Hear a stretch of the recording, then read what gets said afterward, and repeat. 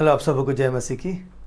आज सुबह की आराधना में फिर हम इकट्ठे हुए हैं और आज का खास दिन परमेश्वर की महिमा का खास दिन है। और इस दिन पे यदि हमको परमेश्वर ने जीवन दिया, आज की तारीख हमारे जीवन में जोड़ा, तो परमेश्वर की इच्छा भी हमारे सामने है। अब वो परमेश्वर हमें अपनी इच्छा को हमारे सामने रखता है ताकि हमारा जीवन आनंदमय हो जाए, सुखमय हो जाए। आइए देखते हैं आज के वचन को। वचन मत्ती रचित सुसमाचार उसके 7 अध्याय के 24 पद से हम देखते हैं 29 तक। इसमें इस प्रकार से लिखा है, इसलिए जो कोई मेरी ये बात सुनकर उन्हें मानता है वह उस बुद्धिमान मनुष्य के समान ठहरेगा जिसने अपना घर चट्टान पर बनाया। और मेह बरसा और बाढ़ें आई और आंधियां चली और उस घर से टकराई, फिर भी वह नहीं गिरा क्योंकि उसकी नींव चट्टान पर डाली गई। परंतु जो कोई मेरी ये बातें सुनता है और उन पर नहीं चलता, उस निर्बुद्धि मनुष्य के समान ठहरेगा जिसने अपना घर बालू पर बनाया।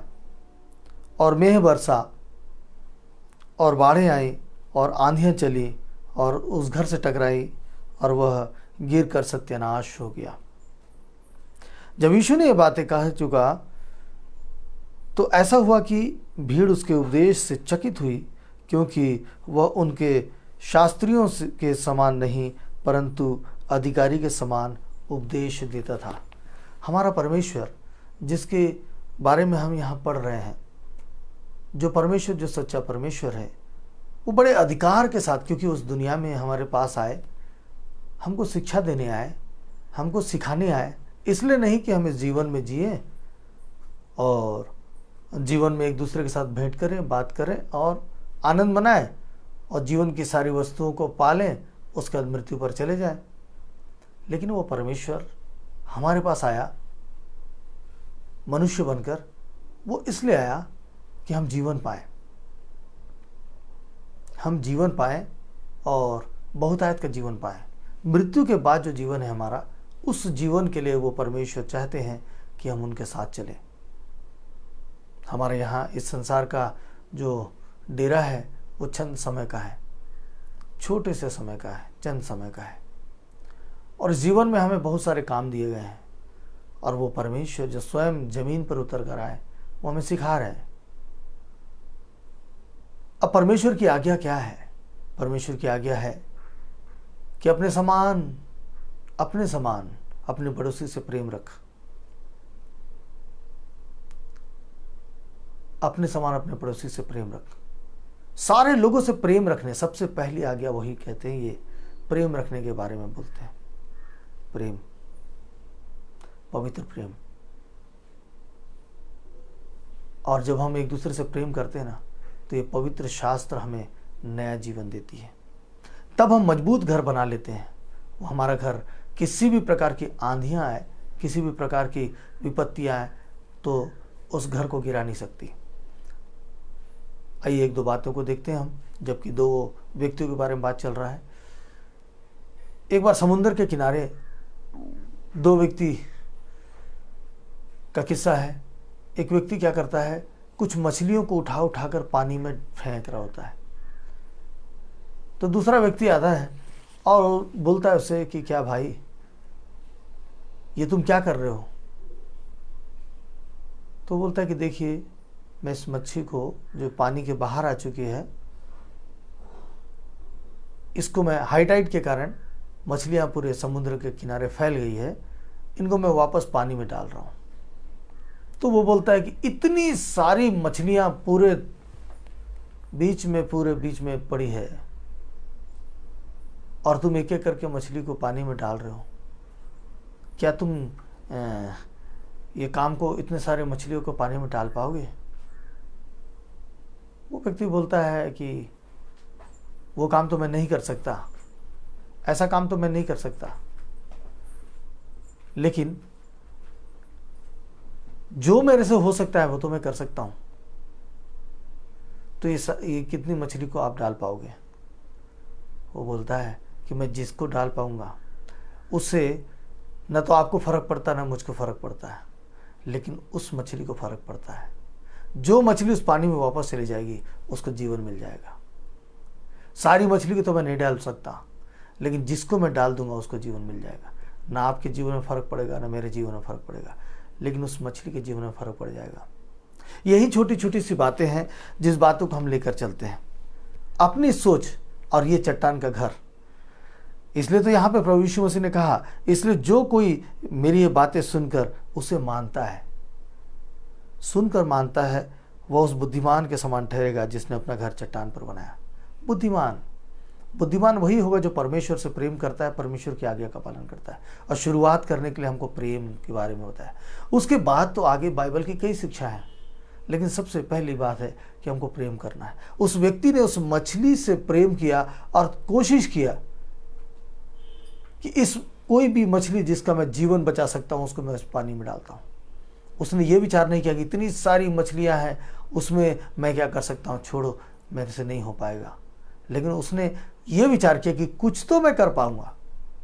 यही आज्ञा आज आपके और मेरे जीवन में है। हम हर चीज़ को नहीं बदल सकते, हर चीज़ को पूरा नहीं कर सकते, लेकिन खुद के लिए तो कुछ कर सकते हैं। खुद अगर प्रेम करना सिखाएंगे, खुद अगर ऐसे काम करेंगे तो हमारे जीवन को देखकर लोगों में बदलाव आ जाएगा। हमारे जीवन में देखकर लोगों में बदलाव आ जाएगा। और जो वो व्यक्ति जो देख रहा था कि उसको लगा कि ये बेवकूफ़ी कर रहा है, उस मछलियों के पूरे इतने बड़ी मछलियों का जो पूरा फैला हुआ है, इसको ये उठा के पानी में डाल रहा है, कितना बेवकूफ़ है। वो व्यक्ति रेती में घर बनाता है। चट्टान पे तो उसने बनाया जिसने उसको जीवन दिया, उस मच्छी को जीवन दिया। उसने प्रेम दिखाया, उसने प्रकृति से प्रेम दिखाया, उस मछली से प्रेम दिखाया, उसने उसके जीवन के बारे में सोचा। यदि आप और हम एक दूसरे के जीवन के बारे में सोचेंगे, एक दूसरे के जीवन के बारे में सोचेंगे, तो परमेश्वर हमें चट्टान पे बनाया हुआ घर देगा। फिर कोई भी तूफान आए, कोई भी समस्या आए, कोई भी पीड़ा आए, हम उसका सामना कर पाएंगे, क्योंकि हमारे साथ उन लोगों का प्यार होगा जिन लोगों के जीवन के बारे में हमने काम किया है। वे लोगों का आशीर्वाद और वे लोगों का दुआ होगा जिसके कारण हम ये सारी बातों का सामना कर सकते हैं। देखिए, जो आदमी विश्वास करता है ना, उस व्यक्ति के साथ परमेश्वर हमेशा साथ में चलकर बहुत सारे बातें करते हैं। एक व्यक्ति था, कोढ़ से ग्रसित था व्यक्ति। और कोढ़ एक ऐसा रोग था, जब कोढ़ के रोग में क्या किया जाता था, पवित्र शास्त्र में बताया गया नियम है कि जो कोढ़ी होगा, मतलब वो श्रापित होगा, उसको क्या करते थे, गांव से बाहर उसके लिए एक स्थान बनाया जाता था कि जब तक उस कोढ़ से शुद्ध ना हो जाए वो गांव में प्रवेश नहीं कर सकता था। वो अशुद्ध रहता था, उस कमरे में रहता था, उस घर में रहता था, उस बाड़ी के अंदर रहता था। वैसा अशुद्ध व्यक्ति यहाँ यीशु के पास जाता है, यीशु को प्रणाम करता है और प्रणाम करके बोलता है, हे प्रभु, यदि तू चाहे तो मुझे शुद्ध कर सकता है। प्रणाम करके बोल रहा है, हे प्रभु, तू चाहे तो मुझे शुद्ध कर सकता है। यीशु ने हाथ बढ़ाकर छुआ और कहा, मैं चाहता हूं तू शुद्ध हो जा। और वो तुरंत कोढ़ से शुद्ध हो गया। उसने विचार ये किया, क्यों ना मैं यीशु के पास जाऊं, एक बार निवेदन करूं और मैं शुद्ध हो जाऊं। और प्रभु यीशु मसीह के पास जाकर उसने अपने शरीर में शुद्धता पा लिया। और हम लोग सोचते रहते हैं कि इतना बड़ा है जीवन, आगे चल के करेंगे, अभी तो उम्र ही गया है, अभी समय क्या हुआ है, अभी से हम अगर धार्मिक बनेंगे तो आगे हमारा जीवन क्या होगा, उसके लिए तो वक्त है, अभी तो जीवन जी लेते हैं। याद रखिए, वक्त तो चला जाएगा और जीवित रहते हमें अपने पापों की क्षमा मांगने का मौका है। मृत्यु के बाद हमारी प्रार्थनाएं नहीं सुनी जाएगी, सिर्फ और सिर्फ न्याय होगा। तो न्याय से बचें और अपने आप को तैयार कर लें। सबसे शुरुआत तो यही करते हैं कि हम एक दूसरे से प्रेम करें। और आज का संदेश यही है कि हम प्रेम में बंध जाएं, प्यार करें और परमेश्वर के प्यार को देखें, समझें। और यहाँ से हमारे जीवन का शुरुआत हो जाएगा।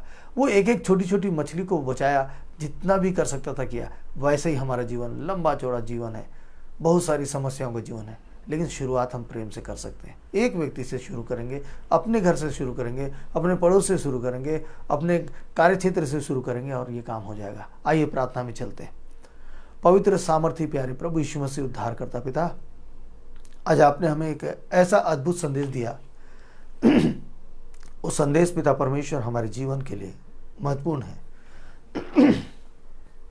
मेरे प्रभु यीशु मसीह, एक खास संदेश प्रभु हमें इस संसार में एक मजबूत घर बनाने के लिए मिला है। और प्रभु उसकी शुरुआत प्रेम से आपने करने बोला है कि अगर हम प्रेम करना शुरू करेंगे तो हमारा घर बनना शुरू हो जाएगा। मजबूत चट्टान पर घर बनेगा, जिससे पिता परमेश्वर हमारे जीवन में कभी तकलीफें आएंगी भी तब तो सारी चली जाएंगी, उसका हम सामना कर पाएंगे। प्रभु सामर्थ्य पिता, दया करने वाले प्रभु जी, इस वचन को सुनकर जो मानने को आज तैयार है, अपने आप को आपके सामने रखकर मानने को तैयार है, उसके जीवन को बदल देना पिता, उसके जीवन को बदल देना प्रभु जी। आज के संदेश के द्वारा लोग चंगे हो जाएं प्रभु। जैसे ही लोग अपने जीवन को बदलेंगे, पापों की क्षमा मांगेंगे और प्रभु जी उनके जीवन के अंदर प्रेम आ जाएगा प्रभु, ऐसे ही उनके अंदर का शैतान, रोग, बीमारी सब चली जाएगी पिता, मैं विश्वास करता हूँ। और प्रभु ऐसा आप कर रहे हैं, इसलिए मैं आपको धन्यवाद देता हूँ प्रभु जी। आपने प्रार्थना और निवेदन विनती सबको सुना है पिता, और आपने हमें जीवन दिया है, बचने के लिए मौका दिया है, इसलिए धन्यवाद देते हैं प्रभु। आज के इस खूबसूरत संसार में पिता, शैतान की आज कोई भी योजना सफल होने ना पाए पिता। धन्यवाद प्रभु जी, आपने प्रार्थना सुना, आपके पवित्र मीठे नाम से मांगता हूँ, आमीन। तो आज का संदेश इसी प्रकार से है कि हम आज से क्यों न प्रेम करना शुरू करें और देखें अपने जीवन में कैसे बदलाव आता है। प्रभु आप सबों को आशीष दे और आज के दिन खुश और आनंद से रखे। सारे काम आपके सफल हों, जो काम आपने आज विचार किया है, आज सारे काम आपके सफल हों। प्रभु आप सबों को आशीष दे और मुझे आप इजाज़त दीजिए। कल फिर मिलेंगे एक नए वचन के साथ। आप सबों को जय मसीह की।